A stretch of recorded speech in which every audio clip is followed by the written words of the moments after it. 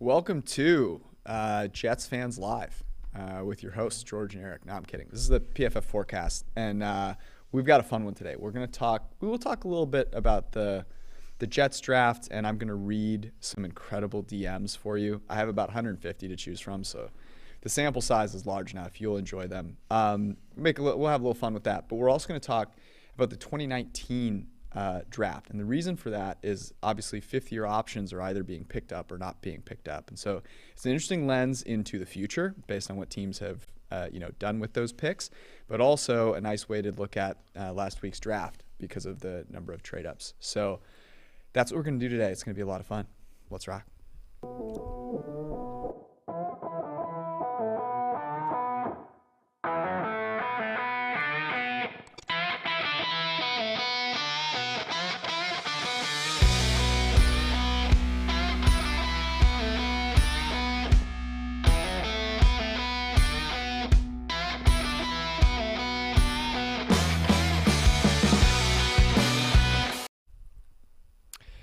Alrighty, welcome in. I'm George. This is Eric. We generally talk about betting on this podcast. We are in the season where if you're betting right now, you're betting NBA or USFL. Or you just lost hockey. the Champions League bet on. You just lost a Champions League bet? I took Man City live, like plus 190, and then they scored, and then they've subsequently like done a bunch of shit. Why did you take them live? What was your hypothesis? You're just action junkie. Okay. This is my favorite thing, because every time that we talk about betting, you have a take on it that's based in math. Yeah, but sometimes it's not that way. But sometimes it's not that way. Sometimes I just take the Minnesota Wild, and then they lose 5-0 to the Blues, and then I'm like, okay, that's Did you bet on the Warriors-Grizzlies game last night? No. Okay. I didn't bet, and I did bet. No, I didn't bet anything last night. I forgot to look at when the game started, so I didn't have a chance to bet the first game. I don't know. I would have liked to think I'd take the Celtics in a obvious revenge matchup after getting blown out. By the way, our guy Nagler is with us today, live. Is he live? He's in the chat. Aaron, love you. The Packers had a great draft. I know you don't care, but I would give it an A. Look at you. You're in such. You might give the Jets a B+ today. This is gonna be spectacular. We love Aaron Nagler, and we love how much he hates the international. What is he called? The International Draft Complex? No, the Draft Industrial Industrial Complex, Complex. Which, I think is I think well acronymed as DIC. Like the DIC. That's very true. Nowhere does the Draft Industrial Complex show up better than with fans who need other things to talk about. Can I pause for a sec? So we do have to be a little bit more, I would say, I don't know. Like, do we need to beat a horse while it's down? The New York Football Jets. Yes. You're right. No, you're right. So one of my best friends is a Jets fan. Okay. And he texted me. He doesn't go on Twitter. He listens to the podcast occasionally, but he texted me and he was like, hey, you realize that we have nothing to celebrate. And, he obviously wasn't mad at me, and he's a rational guy and everything. But I knew when it got to him. And so I went back and I rewatched it, and I felt really bad about how animated I was. It was like, I just don't take it that seriously, man. Yeah. I think the problem, so the funniest thing is I fired off a tweet because I do a lot of Chiefs content and a lot of Raiders. One Raiders fan was like, oh, you keep slurping the Chiefs. And I literally just tweeted like, everybody doubts me, says fan of team that hasn't won a division since 2002. And I forgot that that's also true about the Jets. So the Jets and Raiders, neither of whom have won a division since 2002. Think about this for a sec. The Jets have not won a division title since so in 2002 was the last time Tom Brady did not make the playoffs. Right. As a starting quarterback. They won the Super Bowl in 2001, and the 2002 AFC East was 9-7 for both the Jets, New England, and I believe the Dolphins. And the Dolphins and the Jets got into the playoffs, and New England was out with a tiebreaker. So that's the last time the Jets have won their division. The last time they've made the playoffs is 2010, I want to say. They haven't made the playoffs since Tim Tebow played for them. So I get it, right? Like I get it too. You were being mean to them. It was mean. And they got good. Like, look, they did. Like, their top picks, Sauce Gardner and Garrett Wilson, were the expected picks. We're awesome. Were good picks. We're awesome. Yeah. I didn't want to gloss over that. Look, I have an issue with Jermaine Johnson in the first round generally. When our draft tracker, by the way, was wrong. Well, no, actually, it was my friend Jeff Chadia, who I do a podcast with, texted me. He goes, "It's Jermaine Johnson when the Chiefs move up to 21." I almost like threw Chris's phone against the ground. Like, I was almost that angry. And so, like, that's my point about like, it isn't about the Jets. It's about like a player that I'm not particularly high on. And then for running back, it's just that, look, these picks, there have been Jonathan Taylors before. There have been Javonte Williams. There have been Javonte Williamses before. But there have been a number of other picks that have made that an issue. And when you look at this, and again, I'm just trying to put orders of magnitude out here. When the Jets made the trade to go get Jermaine Johnson, that was worth about an eighth of a win over the course of a 4-year deal. Now, that doesn't seem like a lot, but you could probably expect Jermaine Johnson, if he's good as a rookie, to be worth about an eighth of a win, meaning what you traded to get Jermaine Johnson is basically 1/4 of his rookie deal production. So he's got to produce twice as much as you expect him to in 1 year of his deal for that trade up to happen. Now, that can happen. Look, the Kansas City moved 27, a third-round pick, and a future one for Patrick Mahomes, and it worked. We're friends with Thomas Dimitroff. He's been on the show before. He always makes fun of me about the Julio Jones trade. Like, They moved an absolute mountain to get Julio Jones, and Julio Jones is one of the best wide receivers of all time. Like, the cool thing about the draft is guys like us, like, we're going to be wrong almost as much as we're going to be right. But the problem is like, over time, teams like Baltimore win these types of trades 56% of the time. Teams like the Tennessee Titans, or the Giants, I'm sorry, in the Breece Hall trade. The Breece Hall trade was about 1/9 of a win, right? There were only, I think, like 6 or 7 running backs last year in the NFL that were worth that much.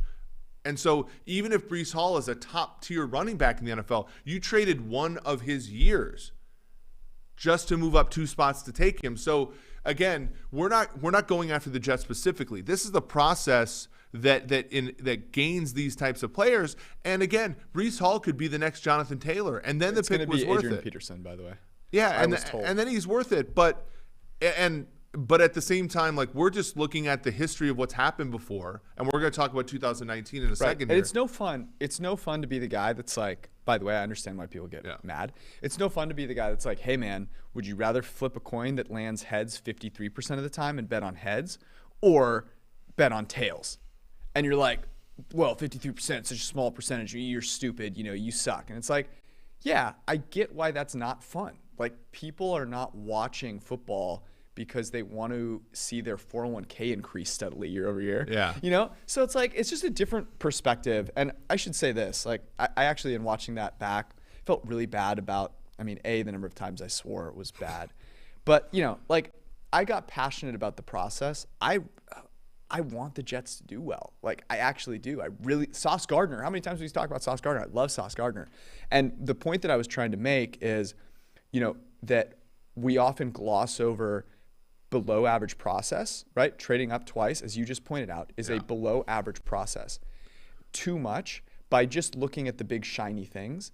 And process is what will win out, because you can't always get a number 4 pick and a number 10 pick. And as you get better, and this is what you're talking about with the Ravens, as you improve, you have to make those edges count for you. And, when you're a bad team like the Jets, their win total's 5.5. Yep. Like, it just stinks to throw those away. Well, but at the same time, you do look at the incentives of this thing, and you do look at the incentives. And look, we know more Lions fans than we know Jets fans, and a very, very similar situation. Like, Kwesi Adofo-Mensah got value in the trade back with Detroit. Yeah. Now, that being said, if Jamison Williams turns into Julio Jones or AJ Green or somebody like that, then Detroit's going to look great, and everybody's going to look at Kwesi and say, "What the hell were you doing? You gave up a top end pick just to trade back." But you could have drafted Jamison Williams to throw him the ball 3 times and Justin Jefferson the ball 4 7 times. Yeah. Yeah. Although Jefferson did lead Jefferson got like 200 targets last year. But the thing, so again, like we're going to give teams credit for making repeated sort of good decisions, especially like I think general managers who like Douglas, like, need to, right? Because, and they're in a weird spot because ultimately I think the same thing for Lawrence, which is why like the Trayvon Walker pick and then the Devin Lloyd pick are like whatever to me, because if Trevor Lawrence smashes, like none of those picks are going to matter because that team's going to go as the quarterback goes. I think with Zach Wilson, the same thing's true. I just don't know if, and I'm a huge Zach Wilson fan. He was borderline quarterback one for me last year. If Zach Wilson blows up, then all of this stuff is going to be great. But I think that's part of the issue too. Is like, why do you overextend yourself for a running back when Kenneth Walker? If Zach Wilson turns out to be a Pro Bowl quarterback or an All-Pro quarterback, Kenneth Walker will do. I think that's kind of where people, sort of miss it as well. So again, Jermaine Johnson's just a personal one for me. When I look at his projections, when I look at his age, when I look at his. You mean you don't hate him personally? I don't hate him personally. Weird. But like, I thought you had a vendetta against him. But for me, it's just, again, for him, I wouldn't have drafted him that high. And I think a lot of people are like, oh, he's a steal. It's like, no, there are no such thing as steals. Yeah. He's the 26th player in the draft, and you paid, pick 35 and other picks for him. And again, to me, he's got to now overcome that. And the Jets fans think he should because he was being gassed up to be pick 10 by the Jets, interestingly. So again, like I would have put their draft at something like a B+, A-. I would not have made an A+ like everybody else did. Yeah. Mostly because it does. I mean, the Jags fucked up pick 1 and pick 27. So, for me to go and be like, oh, anybody can make a pick in the top 10, that's not true. Right. But at the same time, I'm not going to give them a ton of praise for sort of like rigging the game and getting a third first-round pick and getting a fourth player in the top 36 because and hearing that they wanted to trade back into round 1 to get Hall, like this is not great process. Yeah. So let me set the record straight. Of teams that picked in the top 10, I thought the Jets had by far the best draft. Why? Because they picked 2 players that both play really premium positions that by all accounts are great prospects. That's what really matters. And the point of this was to call out the process. And people read it as, oh, you said the whole Jets draft was below average. PFF gave it a good grade. I was like, no. Let me be really clear. And the problem is on Twitter, you can't be really clear. Can't be that clear. Anyways, I'm going to save the DM reading for the end of the podcast. I think I almost have to. Yeah, I have to. And if you're listening now, we appreciate you hanging out with us. You want to stick around for that. I previewed it with Stone, our podcast producer, and he was like kind of skeptical on whether we should read them, and then he heard them and he was like, yeah, you got to read this. So we're going to read it at the end of the podcast. Before we get into the 2019 draft and talk about these extensions, which I think will be a lot of fun, I want to introduce you to our newest sponsor. Do you have weed? Oh, sorry. Does your lawn have weeds? Damn it. I thought we were gonna look. By the way, It's been a while since we talked to the hemp mogul. I have a great story, by the way. The hemp mogul. Yeah, we just sold our hemp, by the way. Really? Yes. We'll see what kind of profits we end up getting. Rough market, but better than Twitter. So my wife and I live in kind of like in a suburban community, kind of in Beirut, Lebanon. Yeah, Lebanon, Ohio, actually, and. We're one of the few renters, right? Like we rent, and we've owned a home before, but we wanted to rent here. And apparently, our lawn does not look great relative to the people who own their house. And apparently, on these like Lebanon Facebook groups, people are complaining about the renters. No way. Who they're complaining about the renters who don't take care of their yards and screw up the other people's stuff. Look at you. You're the decline in property value. It's all your fault. It's all my fault. So like, and it's so good. And the funniest thing is like our lawn. Also, but can I just be clear? If someone told me that there was someone in the Lebanon community, which amazing pronunciation, that was not taking good care of their lawn and driving up, I would have guessed you. A lock, yeah. I actually, when you've been to my former house in La Crosse, it was like 1.5 acres, and like I mowed it every week and stuff. But like, I mean, these people like. I mean, a lot of people are retired in the community and stuff, so that's just all they have to do. It's their fault. But yeah, so we have to keep our lawn care, and we weren't the ones who administered we weren't the ones who got the complaint. It was a different neighbor in our yard or in our cul-de-sac or whatever. But we like Stephanie, my wife, took it as sort of like a call to like, okay, we got to cut our grass. You got to figure that out. And the nice thing is you can put the kids in the community to work. Love. Throw them a few of your Antiguan dollars. Get them involved. Get the whole Lebanon. What do you call it? Adolescent community betting on sports and have them mow your lawn at the same time. I digress. Back to something that you should probably buy. Does your lawn have weeds, bare patches, or pet spots like Eric's?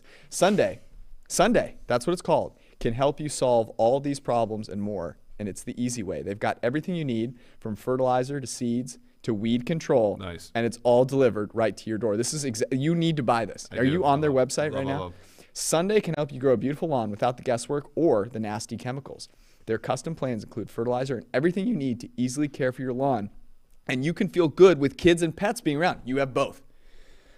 Sunday is offering our listeners 20% off. Oh, by the way, it takes 15 minutes. 20% off, it's 15 minutes. I believe there's something around 15 minutes could save you 15% or more on car insurance. 15 minutes, and you can save 20% on your lawn care and not get, just dragged through the By the way, I love the fact that our target demo has moved from it hasn't moved, but it's now including people with lawns. We're trying to be inclusive. Full season plans get started at just $129, and you get 20% off at checkout when you visit getsunday.com/forecast, FORECAST, getsunday.com/forecast. 20% off. Go make it happen. Eric's already there. So B1, the syndicate is going to go. I have a feeling the syndicate shares a lot of the problems that you just talked about. I don't have a lawn. I also don't have children. Conscientious. But if I ever do. You're great for the environment, George. I am neutral. I replaced myself before I went and. Let's talk about the 2019 NFL draft. So let me go set the table for everyone that has normal lives and doesn't remember who got drafted in 2019 4 long years ago. What I remember this draft for, Eric, was the first big NFL draft prop that we just munched on. And that was Kyler Murray going 1 to the Cardinals. Right. If memory serves, we got it at around 9-1, maybe even 10-1. I think it was 8-1 is what I have the vision imprinted in my head. And remember, he was going to be playing baseball. Right. He was going to go play for the Oakland A's. And somehow, some way, he ended up wanting to be the number 1 pick at quarterback.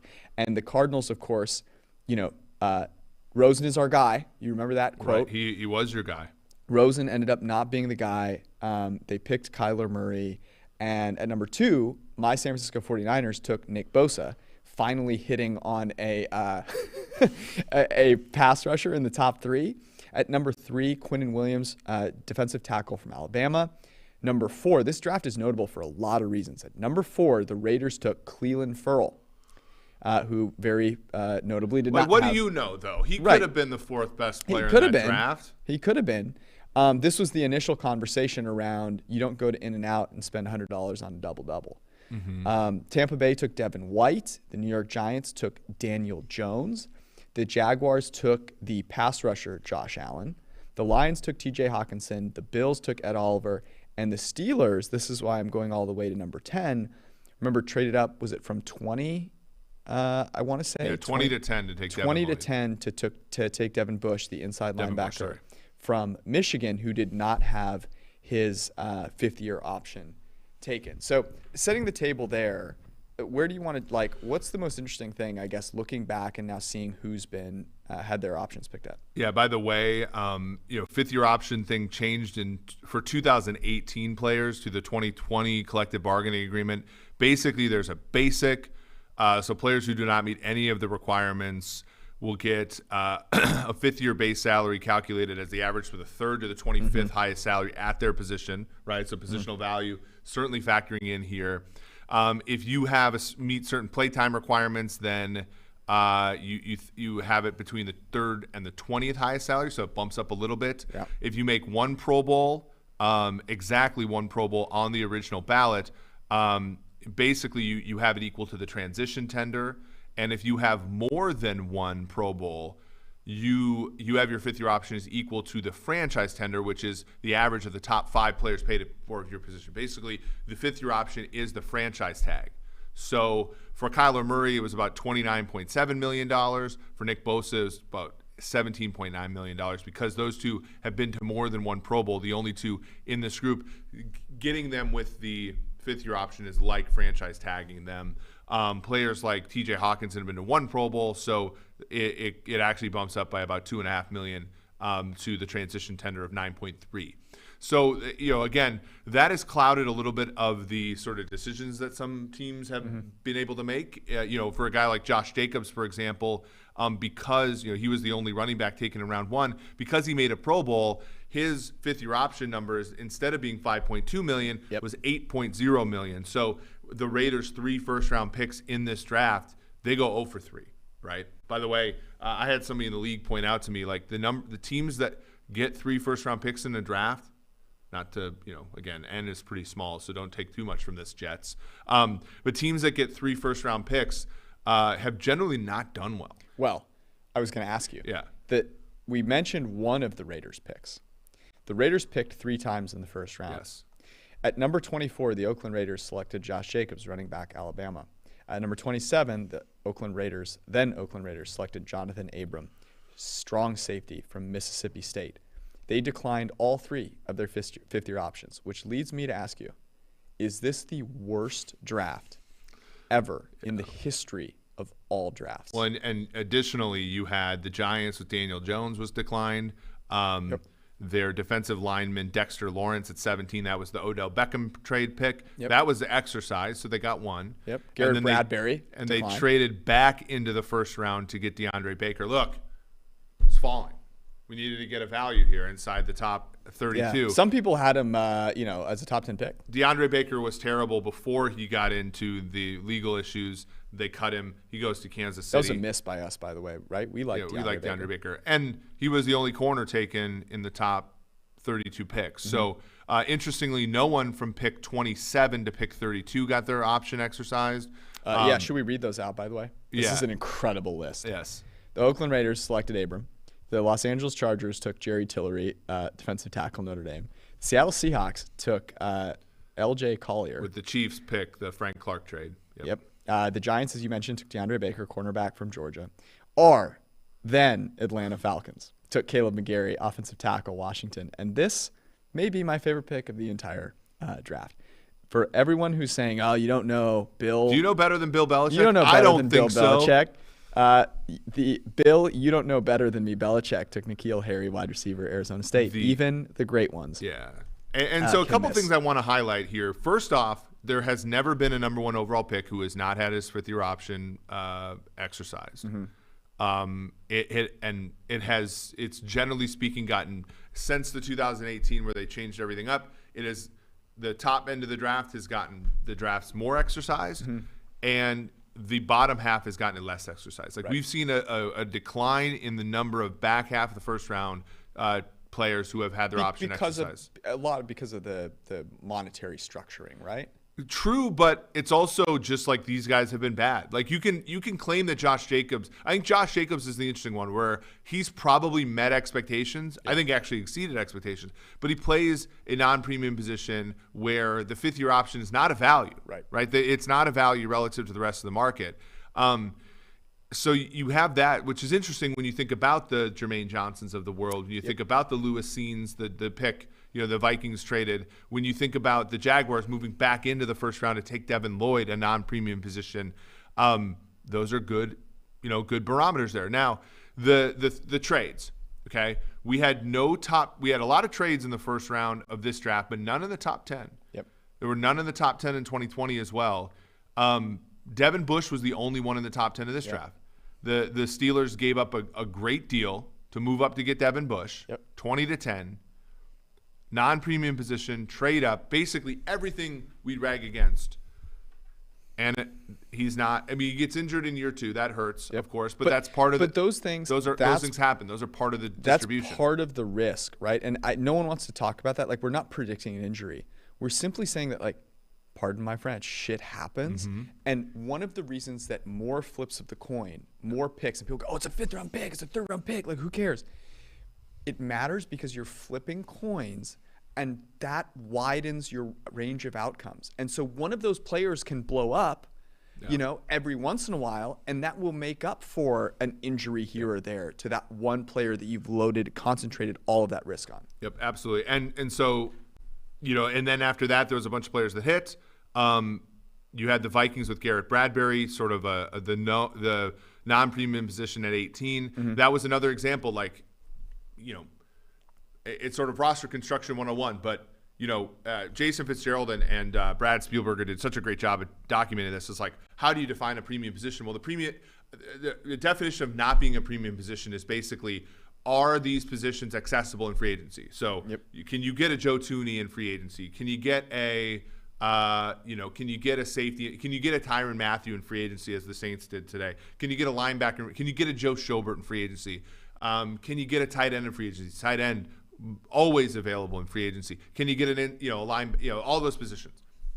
The Vikings, this is year 2 of the Kirk Cousins era, it's 2019. Kirk Cousins, year 1, struggled. The team goes 8-7-1, but it was Kirk's worst year statistically. He's actually gotten better since then. The big thing that befuddled the Vikings was interior pressure. And instead of having the money to have access to elite level talent on the interior of the offensive line like everybody else does, they had to address a non-premium position need high in the draft. So they had to make a bad gamble, because they had previously made, in my opinion, a bad gamble on Cousins. And so these things continue to sort of snowball. Now, Garrett Bradbury could have been great, and that's awesome. But again, if he ends up being good and getting the 5th year option, so his number, let's say Bradbury makes a Pro Bowl, his number would have been 15. Why is his number 15? He's a center. Well, because every single offensive lineman is classified the same way in the franchise tag structure. So whether you take a tackle, right? So Jonah Williams' number right now, then he didn't end up making a Pro Bowl or anything. And in fact, he missed a whole year, which actually helps the Bengals, in this deal, not by much, but $600,000 or so. His number is $12.6 million, right? So $12.6 million for a left tackle, a premium position, taken 7 spots ahead. Bradbury's number would have been 12.6 as well, right? Not that much of a decline. And again, it's because of the way the league is. And it's because, again, you went all in on quarterback, right? A quarterback who needs other things to help him. You couldn't build a team the sort of plus EV way, which is to be able to access, elite level talent on the interior of the offensive line in free agency, because you don't have the money left. Right. So that was another interesting one, an example here. Another one, and I think this is going to be one that I think elicits some humility from us and from PFF and from the draft nicks. Rashawn Gary at 12. So this was Packers in 2018 were 6-9-1, if I remember correctly. 19's the first year of the Matt LaFleur era. They go out and they get Za'Darius Smith in free agency, and they get Preston Smith in free agency. Make no mind of that. The Packers go and they get Rashawn Gary out of Michigan, a guy who was kind of productive in college, but not super productive.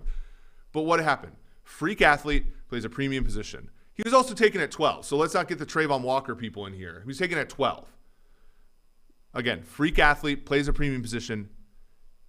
And the Packers said, "Look, I know we were bad last year. I know we need some team, players to fill out this roster." They accessed a safety in free agency, a non-premium position, Adrian Amos, a great player. So they go and get a premium position. Now he's in year 4. He had I think it was 70 pressures last year, 80 pressures. I don't remember the number, but it's astronomical. He's a fantastic player. He's being paid $11.5 million this year. Wow. That's how you win. And they also had, interestingly, of the 5 trade-ups, so we talked about Devin Bush. Yep.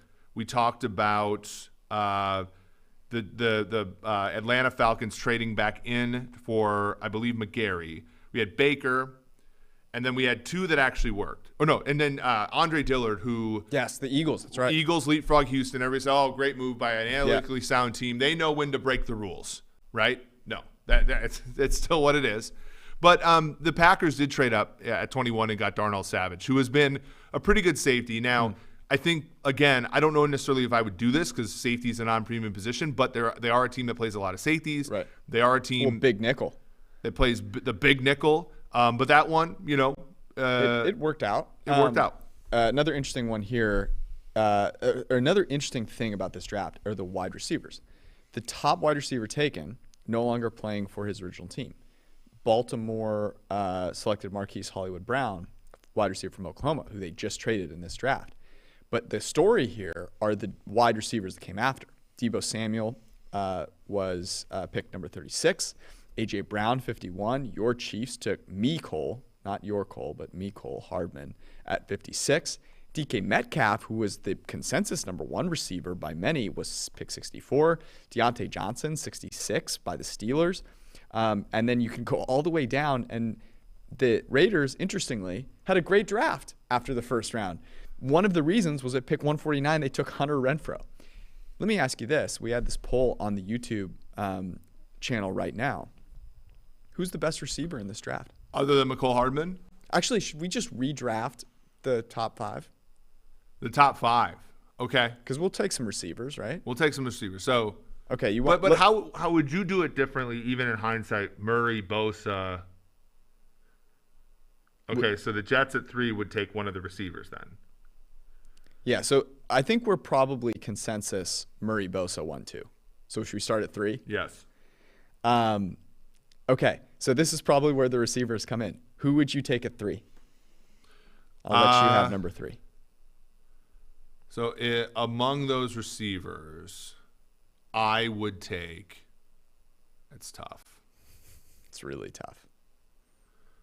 Oh, man. I'm glad you have to do this. Yeah, I would go with A.J. Brown. And I think that's what I would do too. But I'm torn between him and the next guy. Why would you take A.J. Brown? I think he's been consistently, and like we talk about the diversity of what Deebo can do, but I think like as a wide receiver, I think Brown has done the most things the most effectively. His ceiling is the highest. And the ceiling is the highest. Metcalf is a pretty damn good player. Like it's hard. You're splitting hairs here. Like there's no right answer other than I think McLaurin would go 4 in the minds of most. So let me make my pick here. Okay. I'm with you that A.J. Brown is the highest ceiling. He's had the highest highs from a PFF grade standpoint, but he also has some, a little bit of durability. He has not played nearly as many snaps. This is so hard for me because, in my opinion, it's between. I actually, as much as I love Deebo Samuel, he's my favorite of these players from just a player standpoint, but I actually think he's the last one that I would take. The reason being is that as we've talked about here, within the Niners scheme, they make the most of him. But as a pure receiver, he's certainly the worst from a production standpoint. The worst is the least productive, the least amazing. Man, so folks are in here saying that A.J. Brown's the one that has had the durability issues. That's what I'm saying. A.J. Brown's played 43 games. Deebo Samuel has played 38 games. Yeah. Like Deebo missed almost a whole year. Not almost a whole year, but more than half of a year with a broken foot. But A.J. Brown, it's interesting that he and Julio played on the same team because he and Julio had the same thing. Like they're always questionable. They're limping off the field every run play. Yeah. The choice between Terry McLaurin and DK Metcalf is really hard for me. And the reason for that is DK Metcalf is amazing, but he has had the best deep ball thrower in the NFL in Russell Wilson throwing him the football. And Terry McLaurin has had complete and utter disasters throwing him the football in Washington. And I want to give Terry McLaurin some credit for that. The data point that I continue to bring up, Terry McLaurin has played by far the most of any of these guys. He has fewer drops in his career than Deebo had last year. I think I would take, God Damn it. Debo dropped a lot of passes last year. I think I would take Terry McLaurin. Okay, and this is one of the hardest decisions I've ever had to make. I love DK Metcalf. And then I would take Debo, and then it would. You would take Debo over DK? That's a good question. No. This is so hard. Yeah. I'm taking. But Debo, Debo's numbers last year as a wide receiver. I'm taking DK. Fucking unreal. I think over Debo. Okay. I mean, look, we're splitting hairs. So we're gonna piss people off anyway. Okay. But that's Who's the first non-receiver that you're taking then? After Bosa. So after Bosa and those four. I would take Brian Burns after that. You would. You would take Brian Burns over Max Crosby? Yeah. I mean, look, Burns, Gary, and Crosby are all like, as far as edge guys in this class, amazing, right? Yeah. Josh Allen has weirdly also good too. Yeah. So it's a lot, but I'd have to look at sort of how where do you think you would Crosby take? Was super productive last year. So productive, and actually Jeffrey Simmons, who was picked 19 by the Titans and missed an entire year, was a menace to society. Yeah. Last year, especially against the Bengals. Where would you take Devin White? Our grades don't like Devin White, but some of the new research we've done is more favorable to him. 33rd. You take him in the you wouldn't take him in the first round? I got to be honest, man. It's hard to justify off-ball linebacker. Mm-hmm. But he's good at so the thing is you have Parsons. Yeah, I was going to ask you this: could Devin White not be Micah Parsons? Well, that was the thing that people said about Lloyd too, right? Because he had 31 pressures or something. I mean, if the guy's a Micah Parsons type of player. The problem is that's saying that's the Christian McCaffrey thing too, though. Oh my God, the guy's a 1,000-yard receiver, and it's still how much of Devin White can you replicate with a linebacker taken later in the draft? And plus, here's the other issue, by the way. So Devin White's 5th-year option or the franchise tag for a linebacker is $18.7 million. Do you know why that is? No. It's because they still classify players as linebacker, defensive end, defensive. So essentially, you're paying him like he's Von Miller with some of these structures, and even though linebacker has done a better job of getting itself paid in recent years, and we'll talk about that or whatever. The franchise tag player is the 3rd highest paid linebacker in the NFL on an APY. Yeah. So you're not getting a great value with linebacker in round 1. It's also a position, I'll be quite honest with you, it's also a position that I spend a lot of time trying to understand because I don't think that modern metrics do it. They do fine, but they don't do nearly as well. I'm very confident, I'm as confident as I'm going to be on a defensive end, rushing the passer. I'm fairly confident that whether we piece together NGS or PFF and some combination of all those, that we can tell you whether or not a defensive end is good. A linebacker is much more of look, Deion Jones made 1 or 2 of these plays in college, otherwise graded kind of shitty, and in the NFL he plays in the right scheme, he's a damn good linebacker. Yep. Right? So linebacker, you take predictability out of it, you take positional value out of it from the way that the contracts are structured, and I'm probably taking, and again, people can say, oh, there are exceptions to rule, and I'll raise you Andre Dillard trade up. But my worldview, I think it's probably 33rd or later for running backs and linebackers now. That's a really good point. I see your point there. We have some fun stuff coming up before we do. I don't have Sunday again. All I'm just going to tell you is that right now on PFF.com, you can get 25% off if you use the promo code Forecast, FORCAST. That means you get all of the locked article content, unlocked, all of the fantasy football tools, rankings, projections. By the way, I talked to some of the I know you talked to the fantasy guys about some of the stuff they're cooking up. I got a chance to talk to them today, and Ian and Dwayne and the Yonk and Kevin Cole have got some really cool stuff, not just from a content perspective, but to make our tools better, which is going to be really awesome. Plus the projections this year, I think don't want to let the cat out of the bag, but they're going to be pretty hot as well. Plus all the data and grades, all the betting tools that we have, 25% off on PFF.com. Go get them now. Get them for an entire year, and you will not regret it. Okay. Are you making a bet tonight, by the way, in the NHL? I'm the NHL is not where I thrive. I got to be honest. I gotta promote a friend's show, but Okay. also just a friend in general, Sam Panianovich, who hosts You've mentioned him before. the Chicken Dinner podcast. He and our friend Dave Solfaro, who is just an absolutely amazing colleague and stuff, have both given me the Bruins. Look, that's all I need, guys. 7 Eastern, Bruins. I'm going to go with that. Do not take my gambling advice on the NHL, but if you want to degenerately bet with me, that is I what I'm threw going this. I don't. Plus 105. I haven't studied this account enough, but I sent it to you in our chat beforehand. So betting NBA first basket scored is a thing, and there is I think it's a guy on. You can't know now in the betting space. The betting space has become very welcoming to every gender. NBA first basket. This guy has 50,000 followers, so maybe you already follow him. I haven't tracked him, but he says he's up 75.5 units, and all he does is study the living hell out of first basket scored. And I got to tell you, it's fun. Yeah. So go. I follow it now, and I have not had unfortunately, I just haven't had the time to actually get a bet down before the game starts. But I think you can also bet first basket live. And I've seen him do that a couple of times. Dude, unbelievable. So go make it happen. So Get next yourself basket involved. is what you're saying. Next basket Yeah. scored. So I think we're going to do this year. But remember when we had the live betting shows, Right. we would have guests on and be like, hey, let's bet the outcome in the next drive. Yeah. That's kind of fun in football, and we'll add to that analysis this year. Have you heard, by the way, of Nerfies?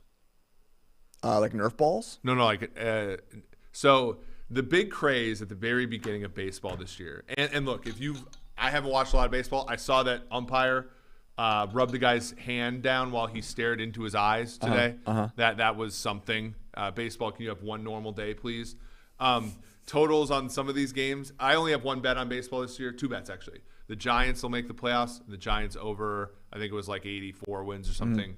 I'm a big believer in Gabe Kapler. I think he's a good manager. But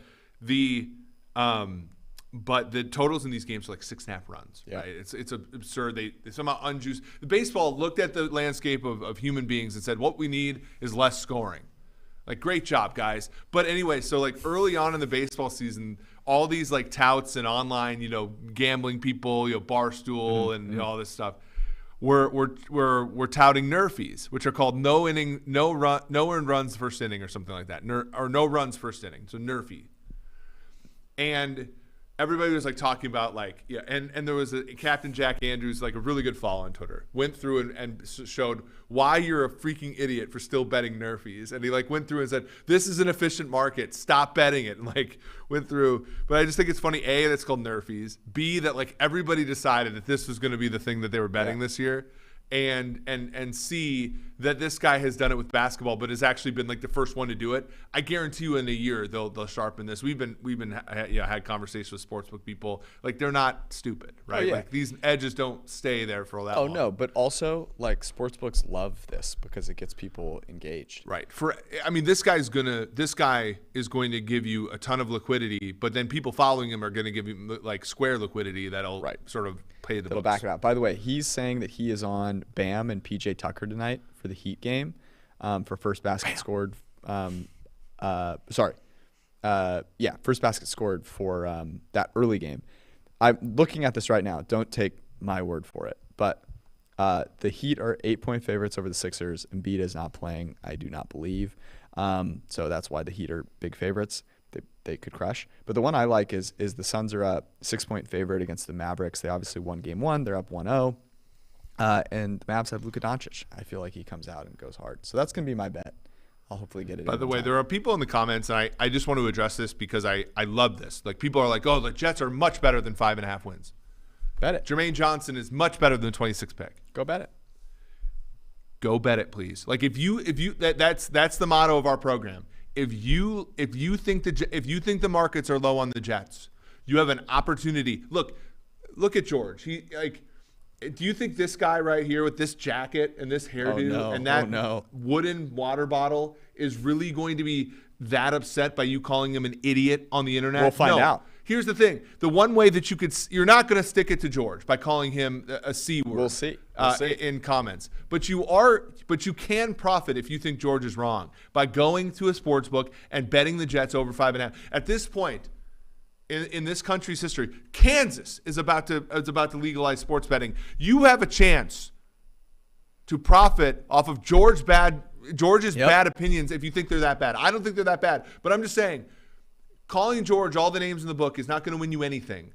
If you think the Jets are great, bet the Jets. That's my they dropped from 25-1 to 18-1 to win the AFC East. Wow. 18-1 is a pretty good payoff. Wouldn't you just love to be able to wag like $100 to win $1,800? Wouldn't you love to wag that in George's face when we're all done with this? That's a much better win than DMing him on Twitter. By the way, having your DMs open is unhinged.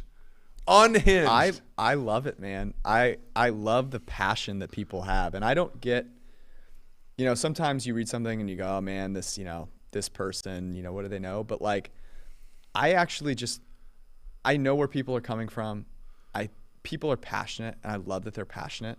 So I don't get that worked up over it, but I do find that's the thing. He doesn't get worked up over it. So you calling him a fucking idiot. Let's find out. Let's see how much I can get pissed off. All right. When I'm going on a Jets podcast, so I did see one mention. It was I think his name's Scott. Play like a Jet.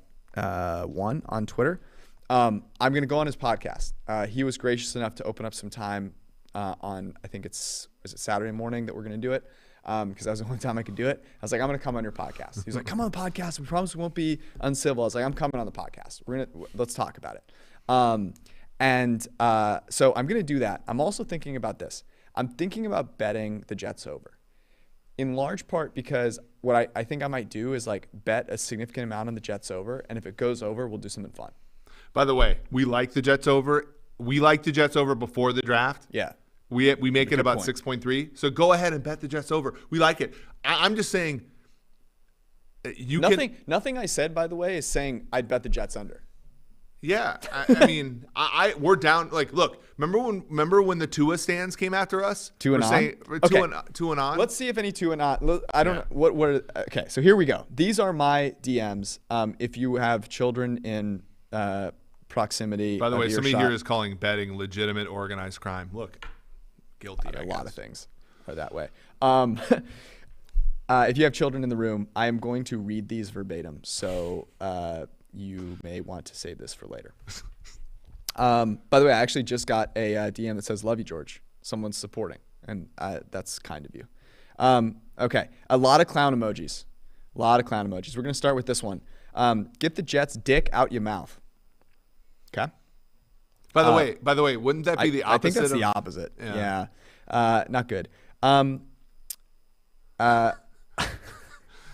You got to listen to Stone here, our producer. Yeah. Next one just says bitch boy. By the way, this person's profile picture is Zach Wilson. Lot of profile pictures. By the way, Zach Wilson's yoked right now. Did you see him? I didn't see that one. Like, people in the comments have been saying, I look like I've been lifting some weights. You have? He looks like he's been lifting some weights. Good. He needs it. Next one. You ignorant fuck. This one is good. This one I think is actually my favorite one, but I'm going to read it right now. Fucking idiot. I hope you fail at everything in life and you're homeless and you have no family. George, you could. I'll say this right now. No matter what happens to you, you can always stay at our house. Thank you. You just have to cut our grass. Ah, damn it. This one is amazing. You may want to press mute here. This one just says, wretched cunt. Sorry, Chris. Someone with a New York Yankees profile picture. Who is this in here? Is this Garrett Cole? Wait a sec. I thought Jets fans were Mets fans. Yeah, I didn't know. Oh, darn it. I wasn't supposed to say that word. We're live. You knew this already, Stone.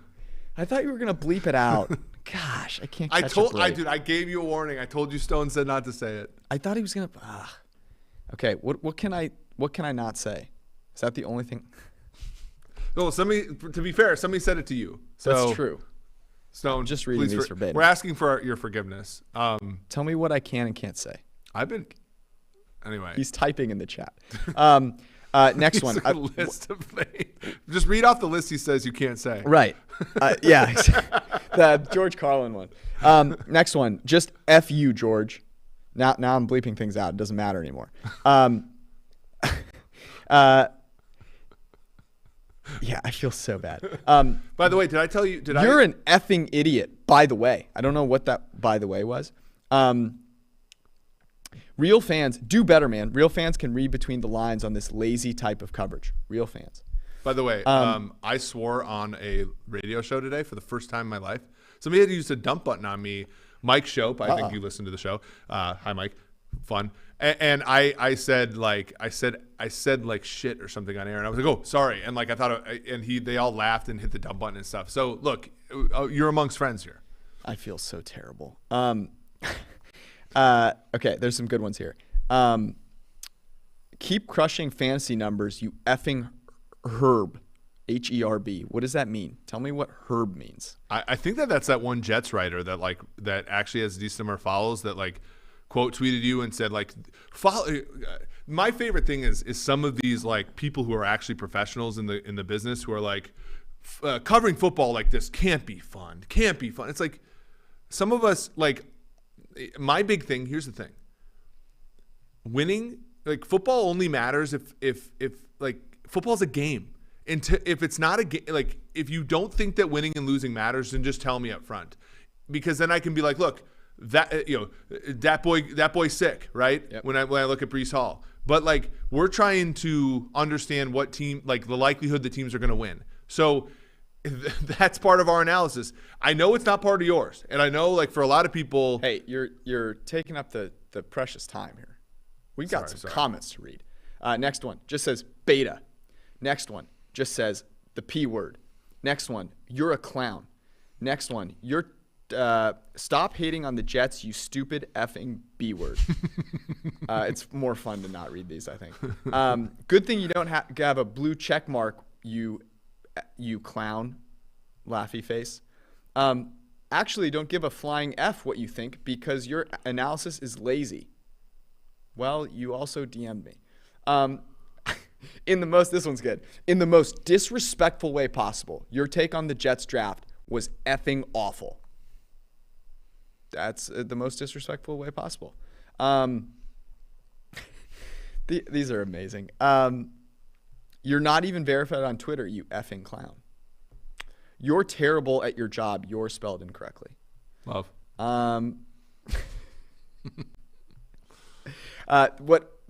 thing that was nice was a person that tweeted it out, like just to actually was in support of the take. DM me. I was like, I'm so sorry for blowing up your mentions. I'm just seeing this now. I'll respond. I'm sorry. It's all good, dude. It's all good. There was one more that I thought was good. Someone asked me what cologne I recommended. There you go. Love. We've gotten to that portion. I think I opened my Twitter for the first time last evening, and I saw that I had I think it was 40 or something DMs, and I thought that I had accidentally opened on the PFF account, and I was like, oh man, PFF must have tweeted something out, and then I realized PFF also having its DMs open is unhinged. Yeah, well, Zach Tantillo is a special type of human being. Then I realized that no, something must have happened. So I started reading them. I appreciate all you guys engaging. I love you all. And, I thank you for having some fun with the NFL. Should we do a little ball sack or just whack? Yep. I got this one. The only reason the Browns still have Baker Mayfield on the roster, by the way, ats the Browns and ats Baker Mayfield, is because they know if they cut him, it would be the worst number 1 overall pick in NFL draft history. At NFL, #Browns. Who is supposedly saying this? Dan Cilio. And it has a blue check. By the way, this is where Eric reads me a tweet, and I try to decide, is this actually a tweet by a real human, or did the amazing Twitter account, Ballsack Sports, which you need to follow, at Ballsack Sports, was this one of their masterpieces? Mind you, the Cleveland Browns, with the first overall pick, have drafted Tim Couch and Courtney Brown themselves. Yeah, that's true. So there's two guys that they've drafted who are worse than Baker Mayfield. I think this is a real person. It is a real person. Now, I don't think he's like Dwight. I don't think you can make him up. This is a very bad tweet. All right, the last one, and I did not put this in the sheet. This is actually from Ballsack, so I'm just going to throw this up. But I thought it was so amazing that I needed to say this on the show. You know that meme with like that Muhammad Ali looking guy who's like sweating, like the sweat's dripping down his face. He looks like Muhammad Ali, doesn't he? Anyway, Continue. Ballsack goes. This is worse than me saying the C word. Ballsack goes. That moment when LeBron says, "And many more" to your happy birthday song. Which is like such a good tweet because LeBron does nothing on Twitter except for fucking mush every single game in the NBA. Oh, that is really good. If you took his really win good. shares, like he's lost more teams, more wins than he's got I win think share. he's being intelligent. Like he's thinking Yeah. that through because he's Yeah. like, LeBron's like, I can't play in these games. I'm out of the playoffs. And he's just so competitive that he's like, I'm going to mush every game I possibly can. That's But, what he's doing. It's so good that tweet I thought was amazing. And it's Jordan Peele apparently. Am I just that bad? Is that the picture? The guy sweating? Yes. I don't know soccer. We're getting canceled. I messed it up at first, and now you've messed it up. At least he looks. No, He does. that's I don't know who Jordan Peele is. That's maybe my problem. that's your problem. Yeah. Really? We got to get off the show before we lose every listener. We love all of you that have come and hang out with us, even those of you that were in my DMs with the clown emojis. Keep it up.